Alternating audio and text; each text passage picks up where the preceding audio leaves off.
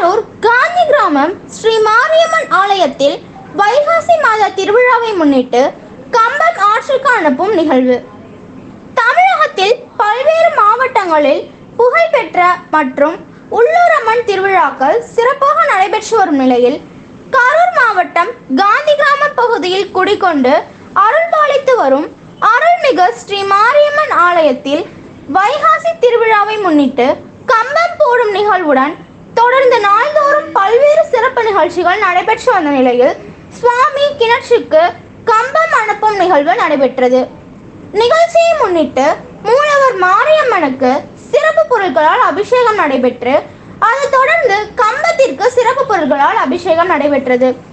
அதன் பின்னர் மேலதாளங்கள் வானவேடிக்கை முழங்க ஆலயத்தின் பூசாரி கம்பத்தை அருளுடன் எடுத்து தோளில் சுமந்தவாறு முக்கிய வீதியின் வழியாக பலவந்தம் பிறகு மீண்டும் சுவாமி கிணற்றில் மாரியம்மன் கம்பம் விடப்பட்டது.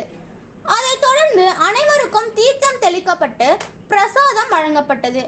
கரூர் காந்தி கிராமம் அருள்மிகு மாரியம்மன் ஆலயத்தில் நடைபெற்ற வைகாசி திருவிழா கம்பம் ஆற்றுக்கு அனுப்பும் நிகழ்ச்சியை முன்னிட்டு ஏராளமான பக்தர்கள் முளைப்பாரி ஏந்தியவாறு நிகழ்ச்சியில் கலந்து கொண்டு சிறப்பித்தனர்.